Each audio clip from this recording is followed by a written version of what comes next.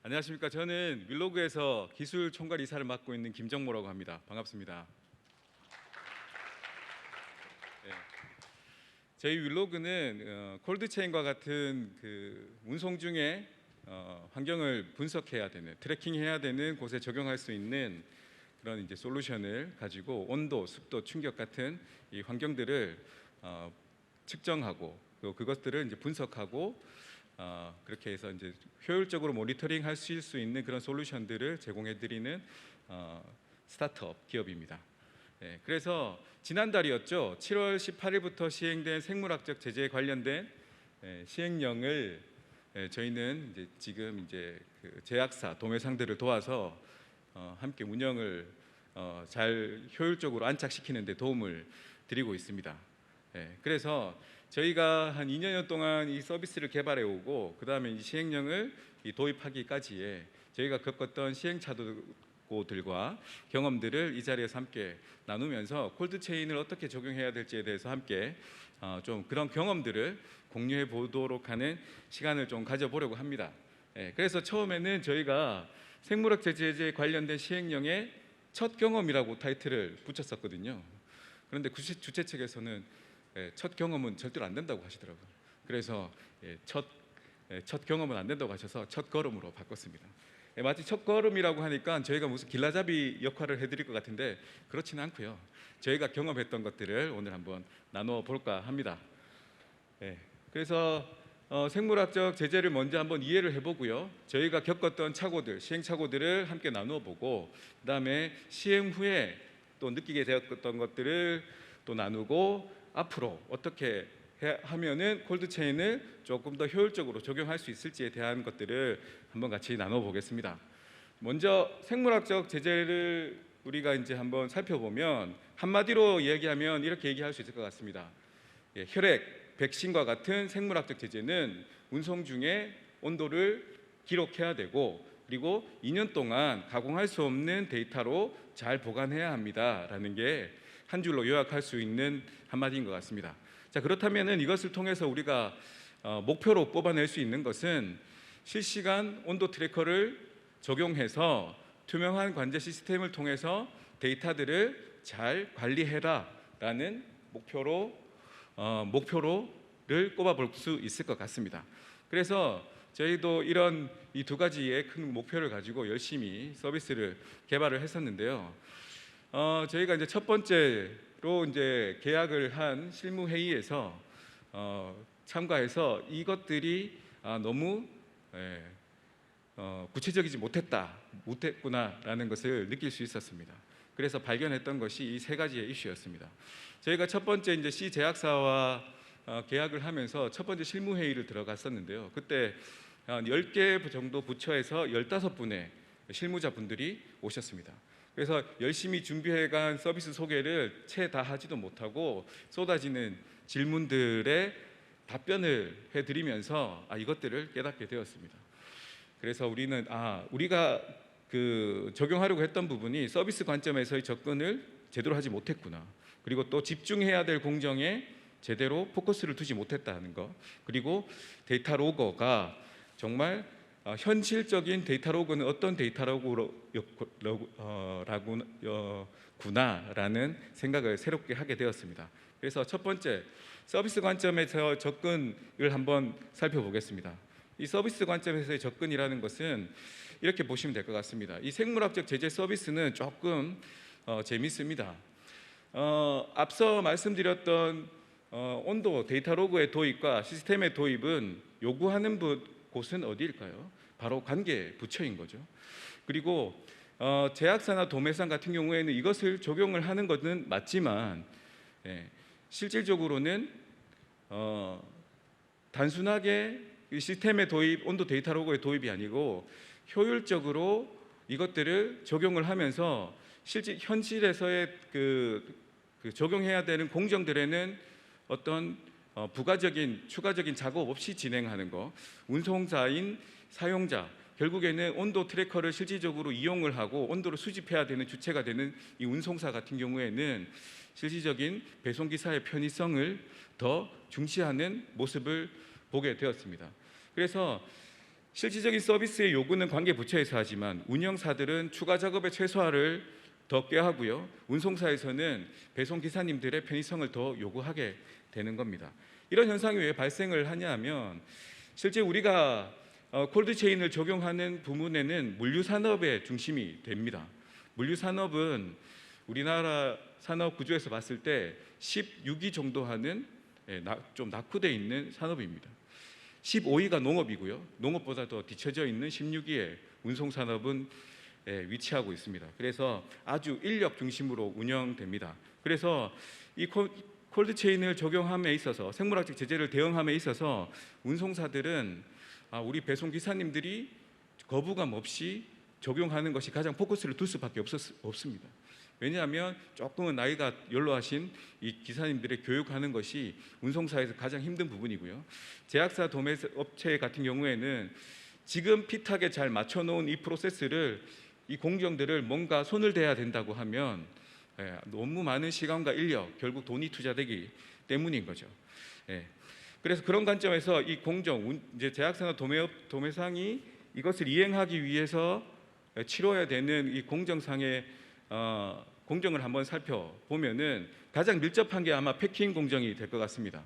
그래서 이 패킹 공정을 들여다보게 되면 기존에 한 400대 정도의 제품을 출고하는 데는 약 한 6시간 정도가 소요되었습니다. 그런데 그 생물학적 제재를 대응하기 위해서 단순한 데이터 로그를 추가하는 작업을 진행하게 되면 6시간 30분, 한 30분 정도가 더 늘어났죠. 그런데 배송 데이터와 데이터 로고들을 이렇게 매핑해서 효율적으로 진행을 하게 되면 12시간 30분이 더 걸립니다. 6시간 30분 정도가 더 걸리는 거죠. 그리고 이것들을 실제적으로 출고 프로세스, 물류 프로세스에서 공정의 최적화 단계를 이 공정에 잘 맞춰서 최적화 단계를 거치게 되면 7시간 30분, 한 1시간 30분이 더 늘어나게 되죠. 이렇게 모습을 보일 수 있었습니다. 그래서 기존에 이제 저희가 만났던 제약사나 도매상 분들은 이런 단순 데이터 로고를 도입하는데 포커스를 두고 계셨습니다. 자, 근데 이렇게만 보면 당연히 단순 데이터 로고 추가하는 것이 좀 효율적인 것처럼 보이지만 우리가 앞서 봤었던 것처럼 데이터 로고의 추가와 운송 데이터의 관리 두 가지를 다 우리는 이루어야 됩니다. 그래서 두 번째로 온도 데이터, 이렇게 트래킹해야 한 정보들을 취합하는 과정을 넣게 되면 이렇게 시간이 산정이 되게 됩니다. 기존에는 이런 온도 데이터들을 추출하지 않았으니까 이 작업을 하지 않았어도 됐었죠. 그러니까 사실 이 단계를 못 봤던 거죠. 그런데 단순 데이터 로고를 추가하게 되면 온도 데이터를 정리하는 시간은 12시간 이상의 작업 시간이 더 추가가 되게 됩니다. 왜냐하면 우리나라에서 대부분이 이길 배송을 원칙으로 하죠. 그래서 다음 날 우리가 오늘 발송한 제품이 내일 도착을 한다고 하더라도 실제적으로 데이터 로고가 수거가 돼야 되는 시점은 언제가 될지 모릅니다. 그럼 이틀 후에 그 데이터 로고가 잘 올지 모르는 거고, 그러면은 이틀 3일에 걸쳐서 데이터 로고가 들어오고요. 데이터 로고가 들어오게 되면 그 데이터 로고들과 에서 온도 데이터를 추출하고 보냈던 배송건에 대해서 다시 매핑을 하고 이것을 스캐닝하거나 철하거나 하는 그런 정리 작업이 필요하기 때문에 12시간 이상이 걸리게 됩니다. 그래서 이런 것들을 하지 않기 위해서는 데이터들을 연동하는 시스템인 이런 연동 과정을 하게 된다면 온도 데이터 작업이 없어지게 되어서 이렇게 12시간 그리고 공정을 더 추가적으로 맞추면 7시간 30분으로 이제 줄일 수 있게 되는 거죠. 이렇게 보셨던 것처럼 단순하게 한 공정, 패킹 공정에만 포커스를 두게 된다면 실질적인 콜드체인을 적용을 하시게 되면 많은 어려움이 따를 수밖에 없는 상황입니다. 그래서 앞서 말씀드렸던 것처럼 집중해야 될 공정은 단순 패키징 공정이 아니었습니다. 그래서 실질적으로 물류에서 의약품들이 출고되는 과정을 한번 살펴보게 되면 이렇게 단순화시켜서 이렇게 4단계 정도로 나눠볼 수 있을 것 같습니다. 실질적으로 배송들을 준비하는 과정, 주문건들을 취합하고 배송사로 데이터를 전송하는 과정, 그리고 그렇게 되고 나면 이런 피킹 리스트들을 출고 작업장으로 보내서 저온 창고에서는 제품들을 이렇게 가져오는 출고시키고 또 이렇게 확인하는 과정, 그 다음에 패키징 과정에서는 이렇게 확인된 의약품들을 상자에 넣어서 패키징하는 과정, 그리고 출고 과정, 이렇게 4단계로 나누어 볼 수 있을 것 같습니다. 그래서 단순하게 표면적으로 봤을 때는 이 패키징 공정, 지오박스, 수송 용기에 제품을 패키징하는 공정에 데이터 로그를 효율적으로 잘 넣으면 되겠네라는 생각을 하셔서 여기에만 집중을 하시게 되겠죠. 그러면은 앞서 말씀드린 것처럼 뒷단에 이루어져야 될 데이터를 머지하고 파일들을 관리하고 이런 과정들이 너무나 많은 작업 봉수가 들어가게 되는 것이죠. 그래서 저희는 이 전반적인 이 4개 단계에서의 모두 관여를 하면서 효율적으로 이 작업들이 이루어져야지만 최후에는 어떤 부대적인 작업 없이도 효율적으로 이 전체 단계를 콜드체인을 적용하실 수가 있게 되는 것이죠. 그래서 주문이 들어왔을 때 배송사의 프로그램으로 배송 정보를 올리실 때 데이터 연동을 같이 하시고, 그 다음에 이제 제품을 확인하면서 일련 번호를 우리 보통 수집해 오지 않습니까? 바코드 리더기 같은 걸로. 그때 데이터 로고의 정보도 같이 수집해 오면서, 그리고 데이터 로고를 추가하고 출하 증명서도 하드 카피 형식의 종이 출하 증명서가 아닌 디지털화된 전자 출하 증명서로 발급이 이루어져야지만 우리가 목표로 하는 생물학적 제재 온도 데이터 로고의 그 온도 데이터를 수집하는 것과 더불어서 이 물류의 디지털화까지도 넘어갈 수 있게 되겠더라고요. 그래서 이런 전공정에서의 우리가 이를 바라보는 이 시각이 중요했었습니다.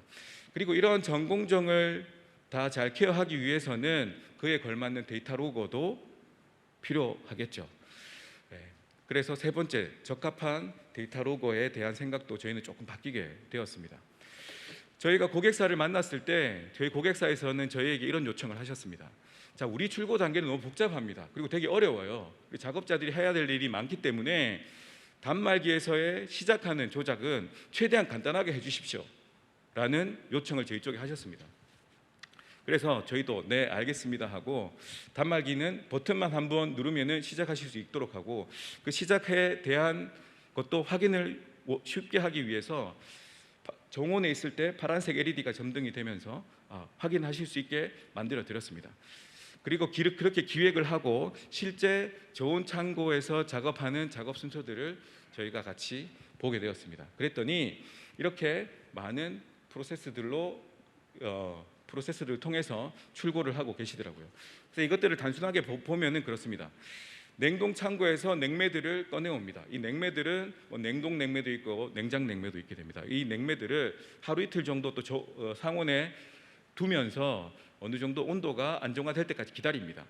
그리고 나서 이 냉매들을 그 패시브 박스죠, 수송 용기에다가 집어넣고요. 그리고 집어넣고 난 다음에 의약품들을 다시 그 안에 집어넣고 온도 데이터 로고를 집어넣고요. 그 다음에 패키징을 합니다.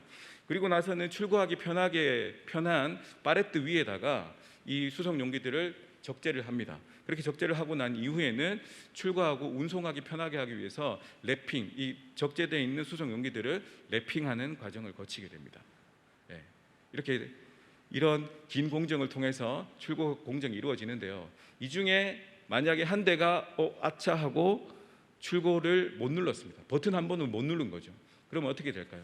그러면 팔레트에서 랩핑을 풉니다.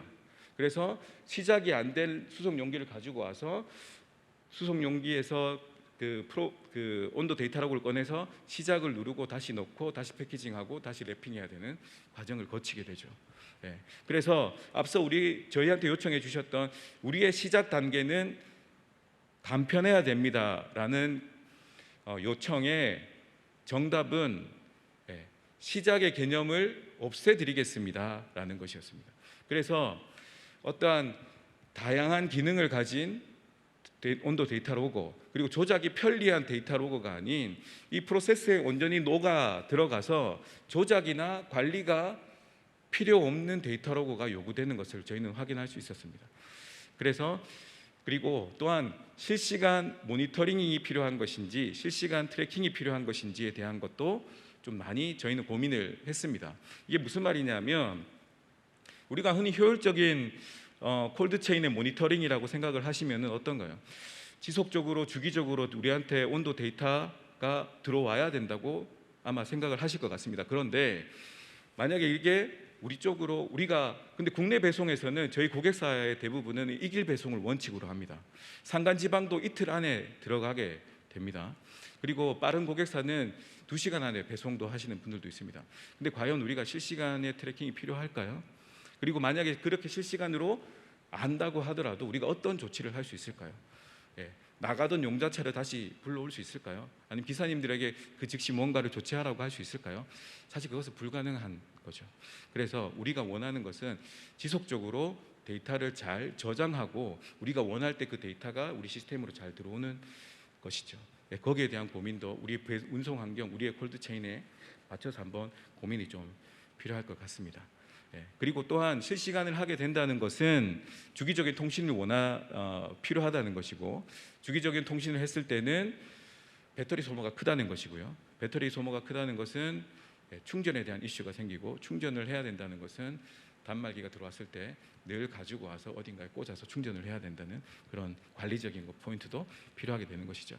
그런 측면에서 좀 적합한 데이터 로거에 대한 생각들도 좀 고민도 많이 필요했습니다. 그래서 저희는 QR코드 방식으로 이제 처리를 함으로 해서 통신이 없이 우리가 원할 때 데이터를 언제든지 이제 수집할 수 있는 형식으로 바꿨습니다.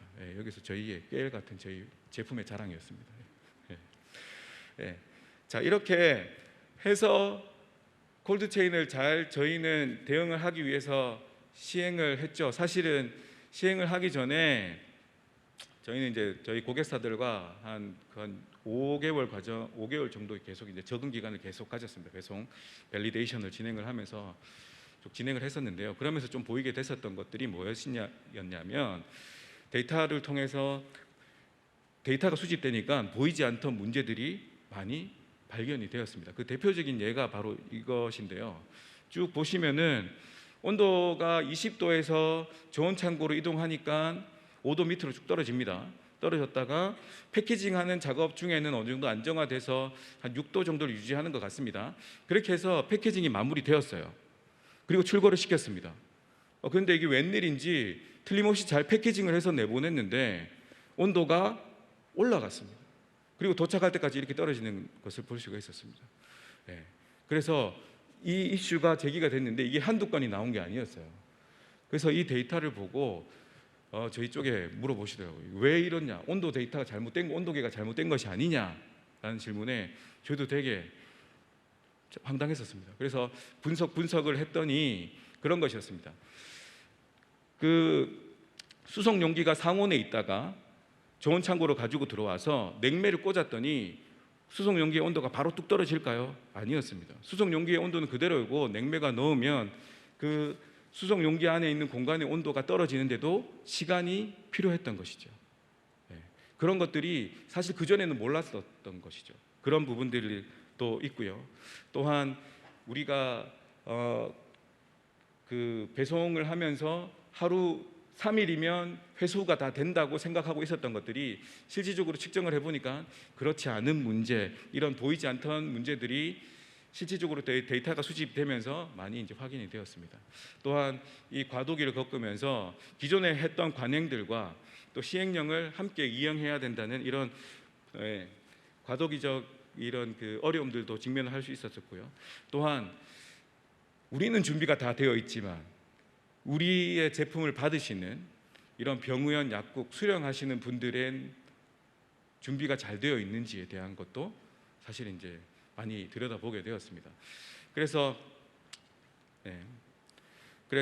생물학적 제재 등에 대한 시행령이 가져다 준 결실은 물류 디지털화를 좀 앞당겨 준 것 같습니다. 그래서 낙후돼 있던 이 물류 시장을 조금 디지털화하는데 이제 IT적인 요소들이 들어가는데 많이 기여를 한 것 같지만 아직 좀 넘어야 되는 산들은 많더라고요. 그럼에도 불구하고 앞서 말씀드렸던 것처럼 데이터가 연동이 되면서 배송사의 데이터, 우리 주문 데이터 이런 것들이 데이터가 다 통합이 되고, 그렇다면 이 통합이 된 데이터를 통해 가지고 콜드체인상에 있는 물류 데이터들을 통합 관리할 수 있는 기반이 이루어진 거죠. 그것을 통해서 우리가 꿈꿔오던 전자송장, 전자철화증명서 라는 어떤 물류의 디지털화를 할 수 있는 초석이 마련된 것 같습니다. 네.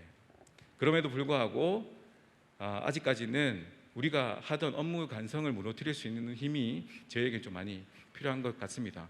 앞서 말씀드렸던 것처럼 인프라나 시스템들은 이제 갖춰져 있지만 출하증명서를 이제까지는 종이로 받아오셨던 분들, 그래서 날인을 펜으로 하시고 날인을 해줬으면 종이를 받으시는 그 병원의 약사분들은 아직까지 준비가 안 돼 있으신 거죠. 왜냐하면 전자출하증명서로 발급이 됩니다 하셔도 나는 그냥 종이로 줘라고 하면 사실 이런 인프라들이 무용지물이 되는 것이죠. 그래서 이런 업무 간성을 무너뜨릴 수 있는 힘이 좀 필요한 것 같습니다. 그래서 이것들을 콜드체인을 원활하게 안착하기 위해서는 IT의 힘만으로는 부족하다고 생각이 됩니다. 그래서 이런 관계 부처들에 대한 이해, 그리고 콜드체인을 하시려는 QA팀에 대한 이해와 더불어서 그 혁신팀의 어떤 니즈와 더불어서 물류팀들에 대한 니즈들도 잘 적용이 돼야 될 거고요. 그리고 수령하시는 분들에 대한 적극적인 동참이 되어야지만 이 콜드체인이 원활하게 안착이 될 수 있을 것 같습니다. 20분이 되게 짧네요. 그래서 이렇게 제가 준비한 발표는 여기까지고요. 저희의 시행착오를 통해서 여러분들도 콜드체인을 잘 적용하시고 안착하시는데 큰 도움이 되셨으면 합니다. 네, 이상입니다. 감사합니다. 예, 감사합니다. 오늘 테크니컬 세션 세 번째 주제죠. 바이오 의약품 콜드체인 물류 세션의 자장을 맡은 성균관대학교 약학대학 이재현 교수입니다. 반갑습니다. 통상적인 세션과 달리 오늘 윌로그의 김정모 CTO께서 먼저 발표를 통해서 오프닝을 해주셨습니다. 오늘 발표자가 원래 네 분이신데요. 그 중에 제약 바이오 분야의 콜드체인 운송을 발표해 주실 주식회사 GC셀BL의 박정수 본부장님이 안타깝게도 코로나에 걸리신 것 같아요. 참석을 못하게 돼서 좀 아쉬움을 다시 한번 표합니다. 오늘 진행은 방금 말씀드렸듯이 윌로그 김정모 CTO께서 생물학적 제재 등의 제조 판매 관리 규칙 개정에 따른 실제 대응 사례를 통해서 앞으로의 바이오 콜드체인의 현재와 미래에 대한 발표가 있고요. 두 분의 발표자가 더 준비되어져 있습니다. 그래서 총 세 분의 발표를 들으시고요. 물론 이제 발표 끝나고 나서 혹시 요거는 좀 현장에서 바로 궁금해서 알고 싶다 하시는 분들은 질문을 하시면 될 것 같고요. 세 분의 발표 다 끝나고 나면 세 분 다 모시고 제가 한 20분 정도 이 패널 토론을 또 갖도록 하겠습니다. 자, 그럼 두 번째 발표 듣도록 하겠습니다. AP 몰러 머스크의 아시아 지역 개발 담당자로 계신 미스터 이안께서 제약 및 헬스케어 물류에 대한 포괄적인 접근 방식이라는 주제를 갖고 발표하겠습니다. 예, 올라와 주시고요. 멀리서 오신 우리 미스터 이안한테 박수 부탁드리겠습니다.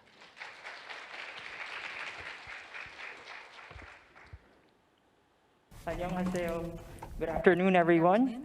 안녕하십니까. 저희와 함께 시간을 보내주셔서 감사하다는 말씀부터 드리고 싶습니다. 이렇게 경청해 주셔서 감사하고요. 제 이름은 이안 레이입니다. 저는 머스크의 AP 몰러의 아시아 태평양 지역을 담당하고 있는 유사입니다. So you might know or have 여러분들 heard of 아마 머스크라는 이름은 들어보셨을 것 같습니다. 머스크는 굉장히 커다란 컨테이너 선사이기 때문에 여러분들께서 저희 사업에서도 이런 컨테이너를 사용하실 때에는 아마 들어보셨을 것 같습니다. A라는 지점에서 B라는 지점까지 갈 때까지 여러 가지 컨테이너십을 전 세계적으로 가지고 있는데 5개 중에 하나가 머스크 컨테이너이기 때문에 아마 어디선가 보셨을 거고 들어보셨기도 하셨을 것입니다. 지금 보시는 것처럼 냉장 컨테이너에 대해서 말씀을 드릴 건데요.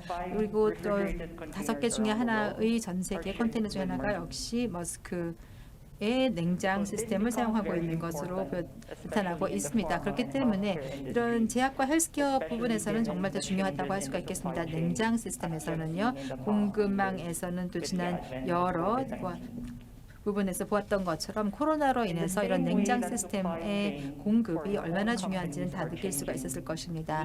우리가 이러한 변화에 있어서 저희 머스크에서는 적극적으로 시작을 해서 이런 문제를 해결하기 위해서 적극적으로 나가야 했습니다. 이런 환경을 극복하기 위해서 코로나가 있기 이전인 2018년부터 머스크는 새로운 결정을 한 바가 있었습니다. 그래서 컨테이너 쉬핑 회사에서 이제는 공급망 회사로 우리의 사업을 바꾸어서 엔드-투-엔드 솔루션을 제공할 수 있는 전체적인 물류 회사가 되겠다라고 결정을 한 것입니다.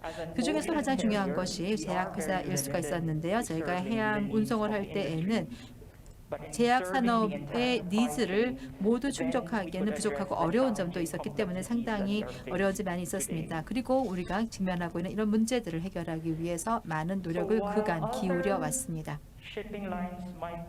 많은 선사들이 현재 지금 더 많은 선박들을 구입을 하고 컨테이너를 더 많이 구입함에 따라서 역시 그것이 우리의 핵심 사업이기 때문에 저희도 많은 관심을 갖고 있습니다만 이런 부분에서 그래서 공급망과 관련되어 있는 활동에도 많은 투자를 저희가 하고 있습니다. 폴란드에서는 저희가 최근에 제약 관련 창고를 출시한 바가 있습니다. 그 외에도 인터모달 솔루션들에 대한 투자를 하였는데요. 이런 인터모달 투자로서 포함된 것이 트럭입니다. 그 외에도 많은 관련 회사들이 있습니다. 아시아에서는 저희가 새로 이 LF 로지스틱스라고 하는 회사를 인수하려고 하고 있고요. 그 외에도 세네터라든지 아니면 퍼포먼스 팀과 같은 회사들에 대해서도 인수 의향을 가지고 있습니다. 머스크의 목적은 이제 단순하게 A라는 지점에서 B라는 지점으로 가는 그런 회사뿐만이 아니라 새로운 총체적인 회사가 되면서 새로운 공급망의 강자가 되고자 하고 있습니다. 그래서 이제는 공급망에서 제약 부분 산업에 이 부분이 포함되고 있는 것입니다. 그래서 고객들과 대화를 하기에 앞서서 우리는 과거에는 예를 들어서 부산에서 LA까지 이런 총 중량이 얼마인가를 물어보기 전에 저희는 이제 고객들과 새로운 접근 방식을 사용합니다. 우리가 파트너가 되기 위해서 어떠한 일들을 머스크가 해줄 수 있는지 그리고 당사의 고객의 공급망 체인이 어떻게 되고 있는지를 물어보면서 그런 회의를 하기 시작합니다. 그래서 각각의 솔루션들은 다 다르기 때문에 또 각각의 회사들마다 상황이 다르고 또 해결해야 할 문제들도 공급망에서 다 다르기 때문에 이런 문제들을 대화를 나누어서 이야기를 해야만 하는 것입니다. 지금 보시는 것처럼 많은 사업체들이 여기에 공급망에 포함이 되어 있습니다. 포장에서부터 시작을 해서 저장, 제품 저장에서 또 트러킹하는 것과 또 해상 운송과 항공 운송, 철도 운송 등을 포함을 해서 여러 가지 인터모달을 사용하시겠지만 각각 거쳐야 하는 규정들도 많고 또한 원산지에서 또한 목표 지점까지 다양하게 다른 국가들이 포함되어 있기 때문에 그 규정과 법규도 다릅니다. 최종 고객까지 갈 때까지 너무나 많은 이해관계자들이 있다는 것입니다. 자, 이 과정을 좀 단순하게 간단하게 만들기 위해서 우리는 통합 기구들을 사용을 하는데요. 단순하게 한 사람에게 다가가서 더 좋은 통제를 할 수 있고 가시성을 높일 수 있다, 전체 체인을 볼 수 있다라고 하는 것보다는 그래서 한 사람이 모든 것을 다 가시성을 가지고 있어서 충분하게 컨트롤할 수 있고 그리고 또 리스크도 완화할 수 있다라는 것을 보여주기 위해서는 훨씬 더 많은 노력이 필요합니다. 그런 면에서 보았을 때 상호작용이 필요한데요. 상호작용을 통해서 지난 몇 년 동안 코로나가 있는 이 시점에서도 상당히 많은 상호 간의 노력이 필요했습니다. 특히 글로벌 탑 10의 제약회사들과 협업을 할 때에는 더 많은 노력과 협력이 필요했었습니다.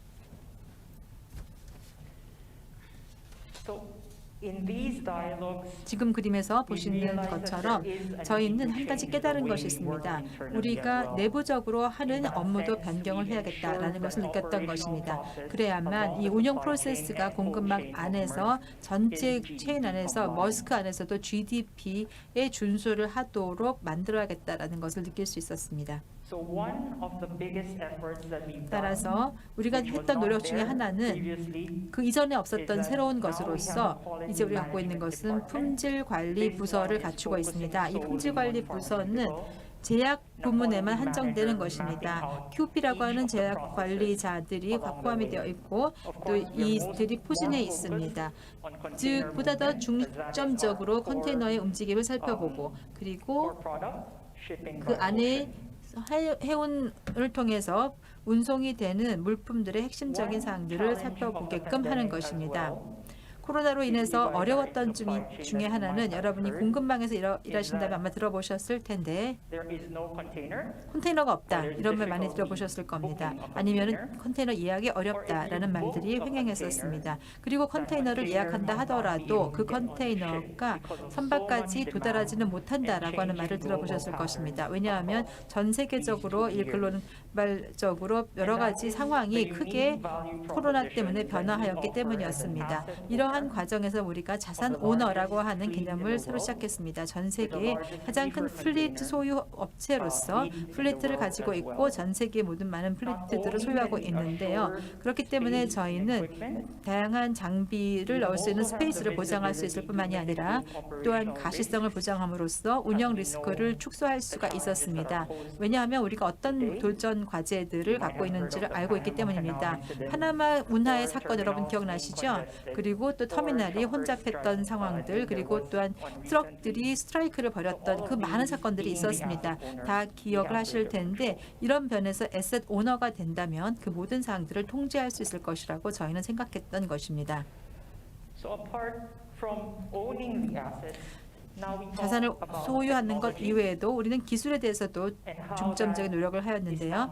그러면은 이제는 공급망 안에서 통합되는 방식들을 생각해 됐습니다. 또 아마 들어보셨을 텐데 다른 여러 사람들이 데이터 로거가 매우 중요하다 이런 말씀을 하는 걸 들어보셨을 거고 온도를 전체적으로 콜드체인 전반에 걸쳐서 볼 수 있는 가시성이 필요하다라고 하는 이야기를 들어보셨을 것입니다. 실제로 96%의 리퍼 플리트, 즉 냉동 플리트들이 컨테이너 관리 디바이스를 갖추고 있습니다. 이 디바이스 안에는 온도가 정보가 제공될 수 있도록 하고 있고요. 리퍼에서부터 또 우리 캡틴 피터라고 하는 플랫폼에서 그것을 볼 수가 있습니다. 또 웹사이트 상에서도 역시 온도의 그래프를 살펴볼 수가 있어서 전체적으로 운송 중에 어떤 온도 변화를 갖고 있는가를 알 수가 있게 되어 있습니다. 그 외에도 GPS가 내장이 되어 있어서 우리 컨테이너가 어디에 현재 지금 있는지를 충분히 알 수가 있는 것입니다. 지금 육상으로 움직이는 중인지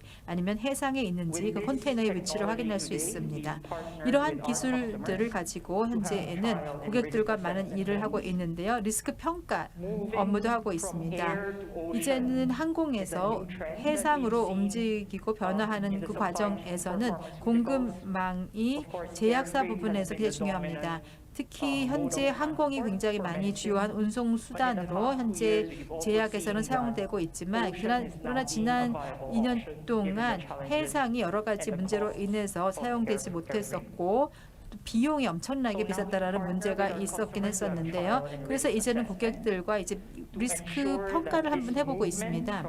이렇게 이제는 항공에서 해상으로 이송을 하고 움직여 가면서 이것이 우리가 원하는 수준을 맞출 수 있고 또 제대로 된 배송까지 완성할 수 있는지에 대해서 연구를 하고 있는 중입니다. 이제는 항공에서 해상으로의 변화를 도모하고 있습니다.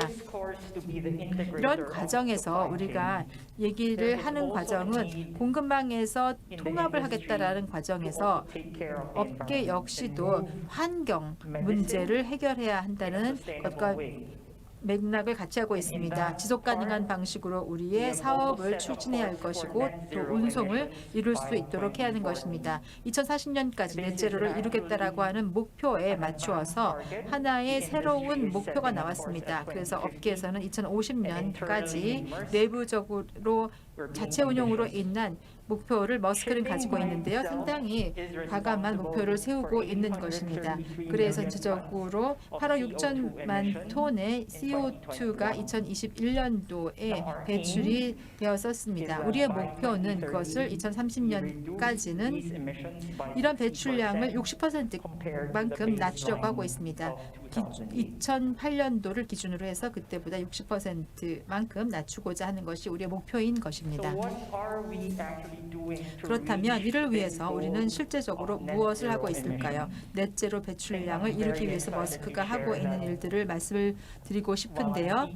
이렇게 지금 현재 제가 말씀을 드리고 있는 이 순간에도 13개의 메탄올 베설이 지금 한국의 현대에서 제조되고 있는 선박이 만들어지고 있습니다. 그래서 첫 번째 선박이 내년에 진수가 될 것입니다. 한 척이 진수가 될 것이고요. 그리고 2024년까지는 메탄올 선박 12척이 더 진수가 될 것입니다.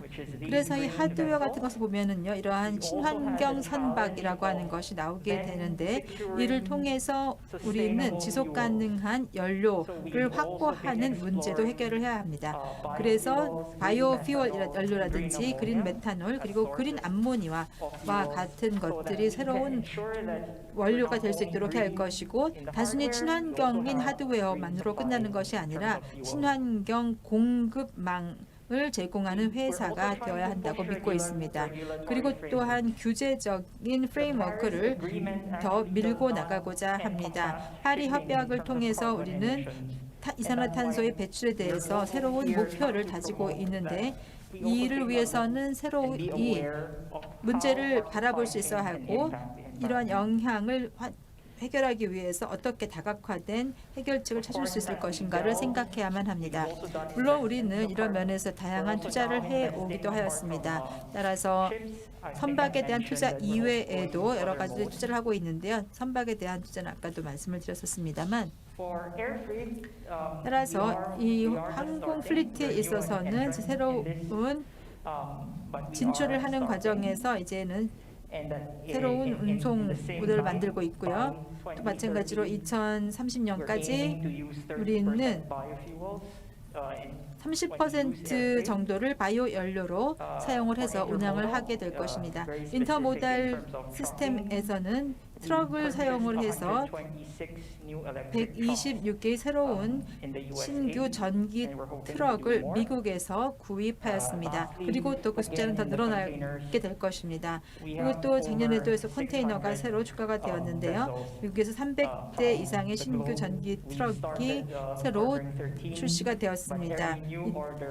13대로부터 출발을 했습니다만 점점 더 늘어나게 되어서 모두 다 친환경화 될 것입니다. 물론 시간은 걸릴 것이지만 우리 목표를 향해서 나아가게 될 것이고, 목표는 명확하게 설정이 되었습니다.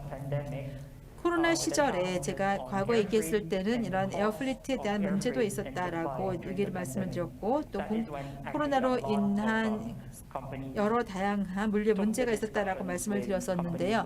여러 회사들, 저희와 같은 회사들이 또 이런 문제에 대해서 해결하기 위해서 많은 노력을 하였었죠. 특히 아까 말씀드렸던 항공에서 또 해상으로 옮겨가겠다라고 하는 그런 움직임의 노력도 계속해서 이루어졌습니다. 이를 통해서 많은 탄소 배출량의 문제도 해결할 수가 있다고 믿고 있습니다. 비용이 문제이고 또 다른 대안으로서 공급망의 운송 방식을 역시 또한 항공에서 해상으로 이동을 하였을 때 더 많은 효과를 거둘 수 있을 것이라고 저희는 믿고 있습니다. 몇 가지 중요한 사항들을 말씀을 드리겠습니다. 한국 시장에 국한되는 얘기도 있을 것입니다. 특별히 한국에서는 저희가 2개의 업체들과 함께 일하고 있고요. 지난 2년 동안 관계를 맺어왔기 때문에 말씀드릴 수 있겠습니다.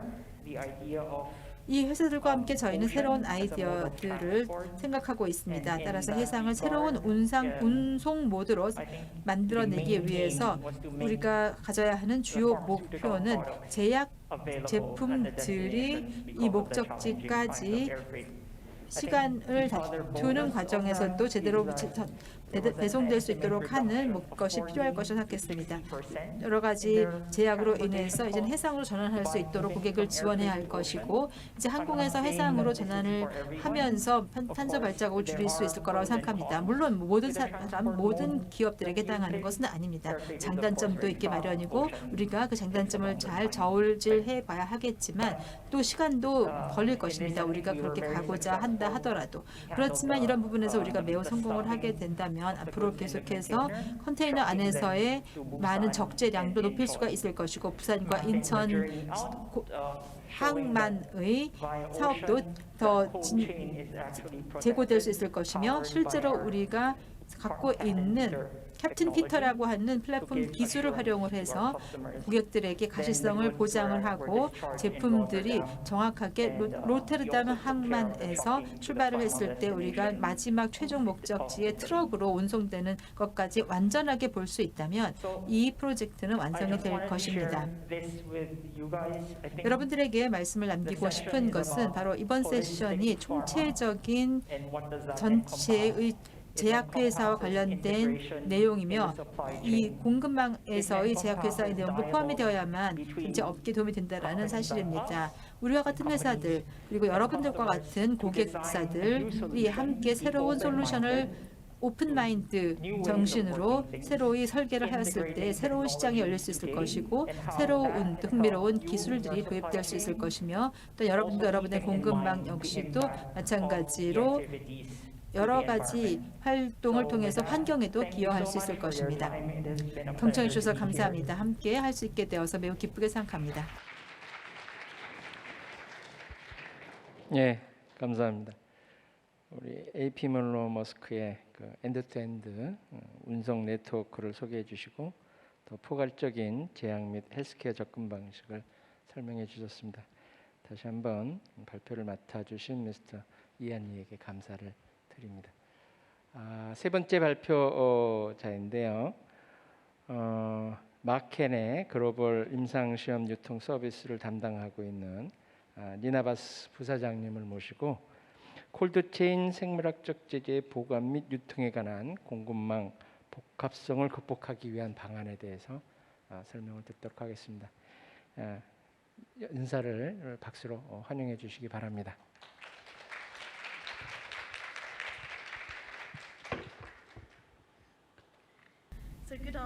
여러분 안녕하십니까? 먼저 이렇게 저를 환대해 주셔서 감사를 드립니다. 앞서 시간에서 저를 못 보신 분들은 잠시 제가 소개를 하겠는데요. 니나바스라고 하고요. UPS에서 나왔습니다. 특히 저희는 콜드체인 스토리지와 로지스틱에 전문화되어 있는 생명공학과 관련돼서 전문화되어 있는 기업입니다.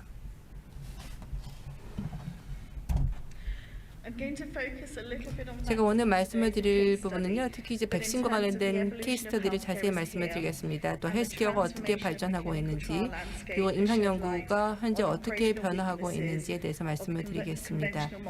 특히 기존의 그러한 모듈들에 있어서 어떠한 운영상의 약점이 있는지, 그리고 혁신들을 어떻게 극복하는 데 대해서 말씀을 드리겠고요. 또한 전략적인 디스트리뷰션과 관련해서 말씀을 드리겠고, 또한 생명을 구조하는 그러한 치료를 어떻게 전달하는지 말씀을 드리겠습니다. 임상부터 커머셜까지 총체적인 부분을 나눠보도록 하겠습니다. 예, 그래서 퀄리티 스탠다드라든지 체인 인테그리티, 또 규제적인 허들, 이러한 모든 것들이 사실은 중요하다고 생각을 하고 임상 연구에 있어서 매우 중요합니다. 어떤 것도 천편일률적인 왕도가 될 수가 없다라는 것이죠. 앞에 두 발표를 제가 들으면서도 생각을 했는데 사실 지금 굉장히 방대한 그런 어려움이 있다라는 생각이 듭니다. 특히 온도 조절과 관련해서 또 항공에서 이제 해운으로 넘어가는 과정에 있어서 여러 가지 다양한 변화들이 있다라는 것이고요. 그렇기 때문에 우리에게 중요한 것은 뭐냐면은 서로 간에 있어서 서로의 의견을 들을 필요가 있고 업계와 다른 동료들의 의견들을 들으면서 다음의 솔루션들, 차세대 솔루션들을 만들어 가는다는 것입니다. 특히 오늘 저는 백신과 관련된 여러 가지 어려움들에 대해서 말씀을 드리겠습니다. 제가 오늘도 많은 것들을 배웠고 앞으로도 많은 것들을 배우게 될 것입니다. 계속 학습하는 자세로서 노력을 하도록 하겠습니다.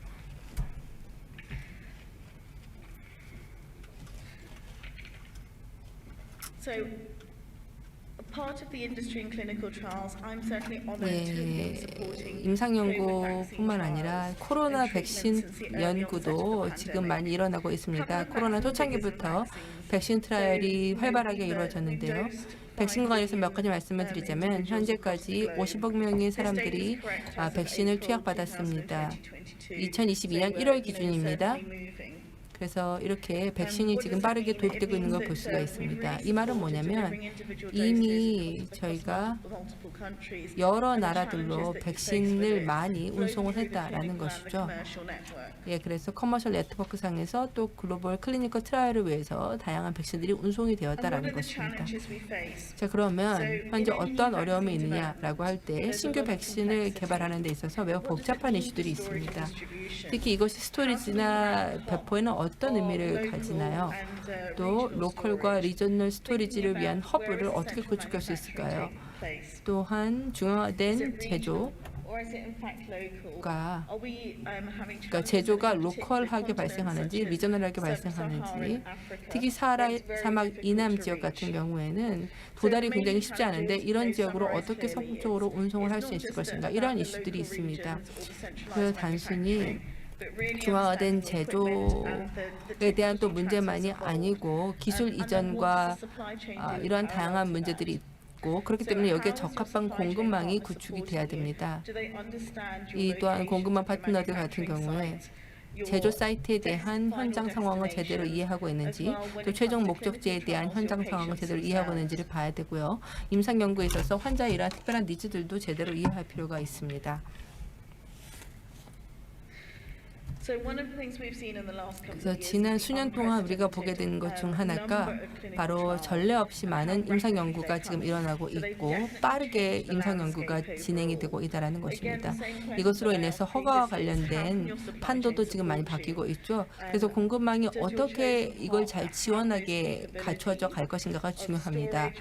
특히 스토리지와 관련해서 보면 오리진에서 데스티네이션까지 가는 데 있어서 특히 이제 적절한 온도 조절을 하면서 운송을 해야 된다라는 것이죠. 그리고 이 과정에서 뭔가 문제가 발생을 하고 온도 이탈이 발생하게 되었을 때 어떻게 해야 되는지, 리스크 완화 계획은 무엇인지, 이런 것들 다양한 요소들을 이해할 필요가 있습니다.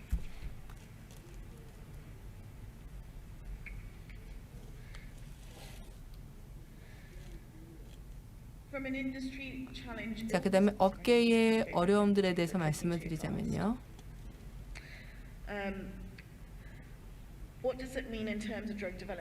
신약 개발 시기와 관련해서 보면 특히 이제 코로나 백신 개발 같은 경우에 굉장히 빠르게 진행이 되었죠. 이전에는 백신을 개발하는 평균 기간이 대략 한 10년 정도 되었습니다. 그런데 코로나 백신은 9개월 만에 개발이 되었습니다. 그만큼 타임 스케일이 완전히 달라졌다라고 하겠죠. 그렇기 때문에 임상 연구를 몇 주 만에 빨리 진행하는 이런 것들이 결국 성공의 핵심 요인이 되고 있고, 스피드가 핵심이 되고 있습니다. 또한 환자 중심의 포커스를 가는 것이 중요합니다. 신약 개발이 점점 더 진화하게 되면서 좀 더 환자 중심적인 탈중앙화된 패러다임을 가지고 있기 때문입니다. 그렇기 때문에 여기에서 핵심은 바로 혁신과 기술이 되겠고요. 이러한 혁신과 기술을 통해서 로지스틱스와 스토리지에 있어서 엔드투엔드의 솔루션을 잘 갖추는 것 역시 매우 중요합니다. 예, 그래서 공급망 파트너를 선택을 하실 때 특별히 중요한 것이 바로 이러한 어려움들을 잘 이해할 필요가 있습니다. 여기 보시게 되면은요, 예, 여러 번 발표를 통해서도 오늘 말씀을 계속 드리고 있는데, 대략적으로 보면은 일단은 콜드 스토리지에 대해서 제대로 이해를 해야 된다는 겁니다. 제조 현장에 있는 오리진에서의 콜드 스토리지의 니즈뿐만이 아니라 실제 사용되는 사용처에 있어서의 콜드 스토리지도 이해를 해야 됩니다. 병원이라든지 혹은 연구 사이트, 이런 콜드 스토리지와 관련된 니즈를 이해를 해야 되고, 또 탈중앙화된 방식으로 임상 연구가 이루어지게 될 경우에 환자 집에서 이 배송이 제대로 돼야 되기 때문에 이러한 데에 대한 요건들도 이해할 필요가 있습니다. 또한 온도 조절과 관련된 패키징과 운송이 중요하고요. 또 온도를 계속해서 모니터링하는 것도 매우 중요합니다. RFID부터 해서 패시브 로고, 이거는 이제 디스트리뷰션 포인트에서 매뉴얼하게 다운로드 받을 수 있는 거죠. 그래서 이러한 것들이 포괄적으로 관리될 필요가 있고, 또한 다양한 수송 모드를 이해할 필요가 있습니다. 그러니까 이안하고 오늘 해상 운송에 대해서 이야기를 할 수가 있겠죠. 또한 항공 운송도 있겠고요. 임상연구 같은 경우에 보게 되면 여러 가지 제약 조건들이 있을 수 있습니다.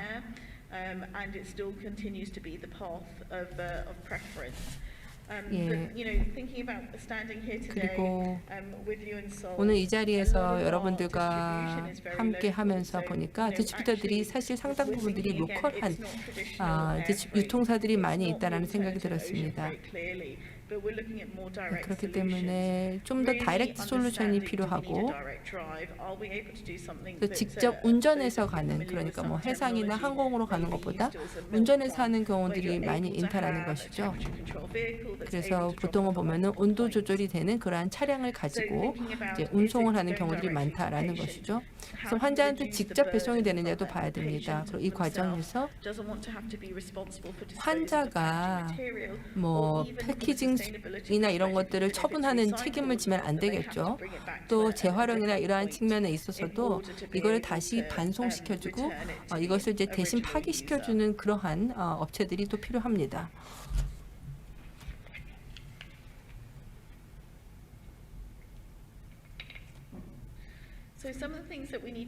자, 그렇기 때문에 우리가 또 동시적으로 고려해 봐야 되는 것이 바로 여러 가지 다양한 부대 장비들입니다. 특히 IMP와 관련해서 배송을 하게 될 때 온도 조절과 관련해 여러 부대 장비들이 필요합니다. 예, 그래서 온도 모니터링을 해야 되고 리스크에 대해서 매핑을 해가지고 최적의 운송 수단을 선택할 필요가 있습니다. 근데 또 한 가지 우리가 고려해야 되는 부분은 다양한 온도 요건들이 있을 수 있다는 겁니다. 예를 들어 백신 같은 경우에는요.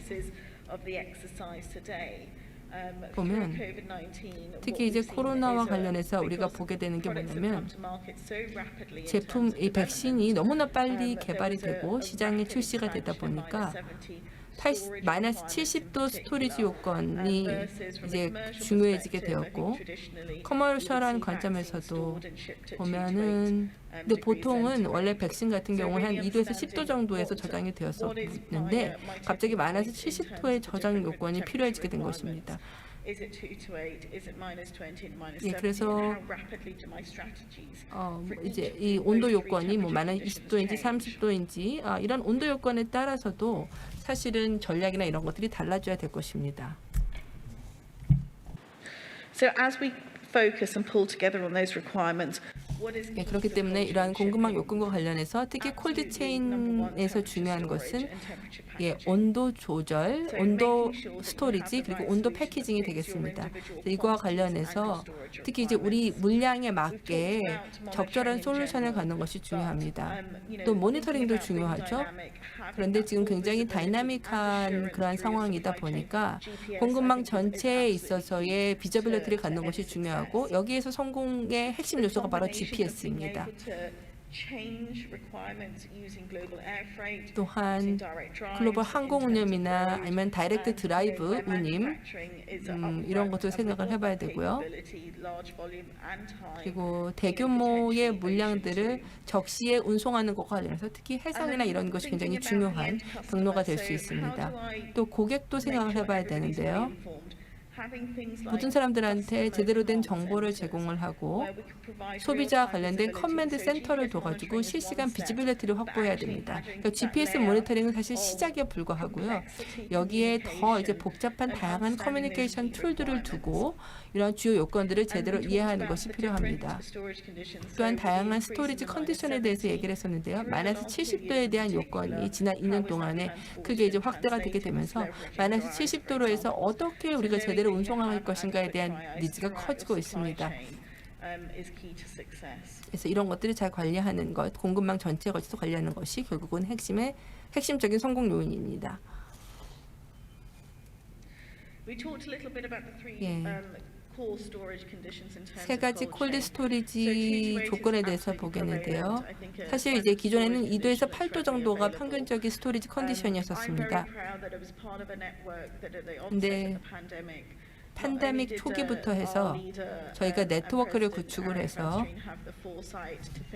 특히 이제 저희 경영진에서 선견지명을 가지고 이러한 GMP 네트워크를 구축을 했고 특히 냉동 스토리지와 관련해서 많은 투자를 했었습니다.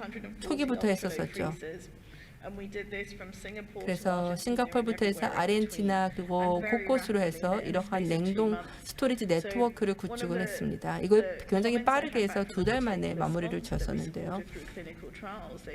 그래서 임상연구 스폰서에서 저희한테 한 얘기가 뭐냐면 저희가 UPS를 마르킨을 선택한 이유가 바로 마이너스 70도의 스토리지가 필요해서만이 아니고 전문성이 워낙 뛰어나기 때문이다 라고 얘기를 했습니다. 그래서 우리가 공급망 파트너를 선정을 할 때 다양한 요건들을 생각을 해봐야겠지만 그리고 다양한 요건들이 검증이 돼야 되지만 특히 중요한 것이 그 팀에서 경험이 있는지 그리고 그러한 장비에 대한 사용 경험이 있는지를 봐야 된다는 것이죠. 그리고 또한 얼마나 이게 복잡한지 또 냉동 온도가 이제 스펙을 벗어나게 될 때 어떻게 대처해야 되는지 이런 것들에 대한 경험과 전문성을 갖고 있는 파트너를 찾는 것이 중요하다라는 겁니다. 또 어려움이 있게 될 때 어떤 식으로 솔루션을 찾아서 빠르게 이것을 커뮤니케이션하고 다시 고객사한테 알려주는지 또 퀄리티 매니지먼트와 관련해서 얼마나 투자를 하는지 또 루트 코즈 분석을 얼마나 효과적으로 하는지 그리고 실제 향후 예방을 위해서 어떤 대책을 취하는지 이런 것들을 다 좀 살펴볼 필요가 있다는 겁니다. 이것을 위해서는 강력한 네트워크를 갖고 있는 회사가 믿을 만한 회사이다라고 하는 것이죠. 자, 그러면 준비 태세를 갖추기 위해서 우리는 뭘 해야 될까요? 일단은 스타트업 타임을 당기기 위해서 노력을 해야 됩니다. 특히 임상연구 같은 경우 요즘에 몇 달이 아니라 몇 주 만에 바로 시작을 해야 되는 경우들이 많죠. 그렇기 때문에 경험과 지식이 핵심입니다. 단순히 스토리지와 로지스틱스에 대한 네트워크만 구축하는 것이 아니고 이것은 이제 당연한 거고요.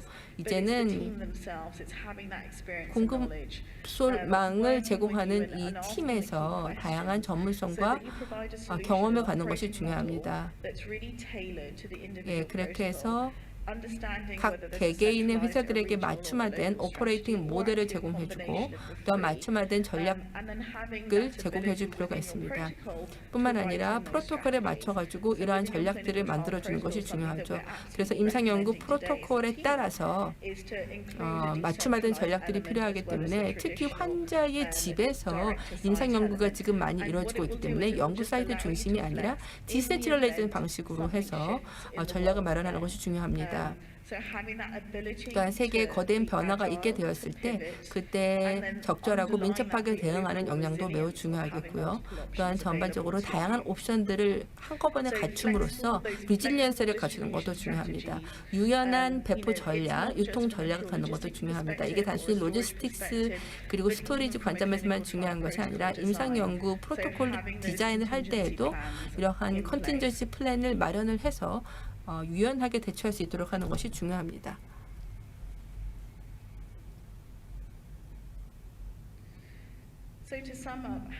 예, 정리해서 말씀을 드리면 자, 일단 우리에게 중요한 것은 오퍼레이팅 플랜이 있어야 됩니다. 가시적이고 또 완벽한 리스크 측정을 기반으로 해야 됩니다. 콜렉션 사이트가 어디인지 또 공급망의 시작은 어디인지 이런 것들을 봐야 되고 또 최종 목적지는 어디인지 이 전체를 아우를 수 있어야 됩니다. 특히 우리가 자주 이야기하는 게 뭐냐면 바로 커뮤니케이션과 관련된 오버뷰를 갖춰야 되고 이것을 위해서는 커맨드 센터가 있어야 되고 적절한 커뮤니케이션 계획이 있어야 된다는 겁니다. 공급망이 교란되는 데는 여러 가지 이유가 있을 수가 있겠죠. 항공기가 결항될 수도 있겠고 혹은 환자가 특정 이 방문일에 내원을 안 할 수도 있습니다. 자, 그렇게 될 경우에 빠르게 대안을 제공하는 것이 중요합니다.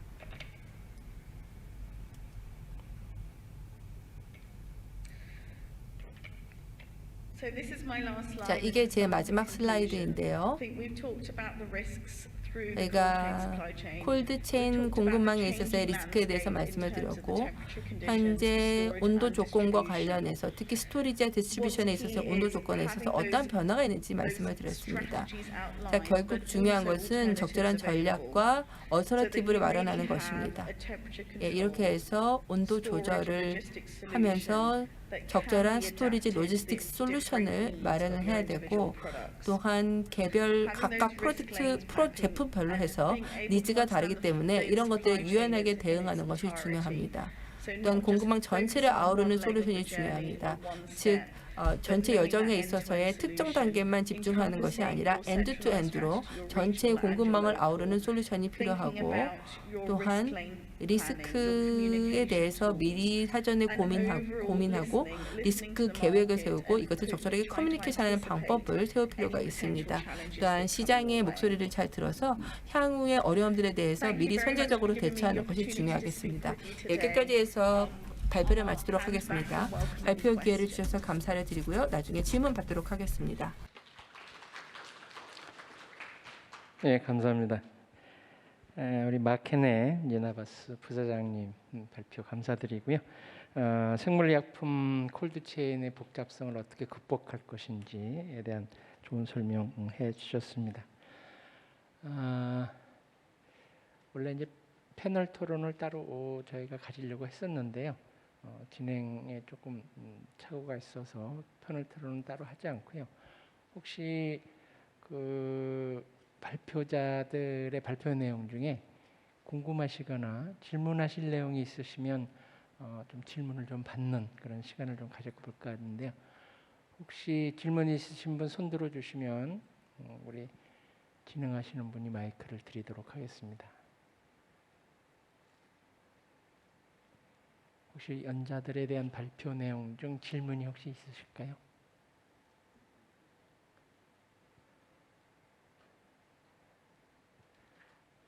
예, 특별한 질문이 없으신 것 같고요. 뭐 여러분들 다 느끼셨겠습니다만 지난 몇 년간 우리가 코로나 팬데믹 상황에서 mRNA 백신이라는 전혀 새로운 백신을 접하고 그 과정에서 콜드체인이라고 하는 것에 대한 관심이 굉장히 높아졌습니다. 또 최근에는 규제 당국인 식품의약품안전처에서 생물학적 제재의 제조 및 판매 관한 규칙을 개정하면서 의약품 유통업체뿐만 아니라 여러 스테이크홀더들이 이 콜드체인을 안정화하기 위한 많은 노력들을 이제 하고 있습니다. 오늘 세션에서는 이런 콜드체인을 안착시키기 위한 어려움, 또 중요함, 그리고 이 복잡성 이런 것들을 극복할 수 있는 그런 것들을 한번 같이 생각해본 그런 시간이 아니었나 생각을 하고요. 늦은 시간까지 이렇게 토론에 참석해 주신 발표자와 방청객 여러분에게 감사의 말씀을 드리면서 세션을 마치도록 하겠습니다. 예, 감사합니다.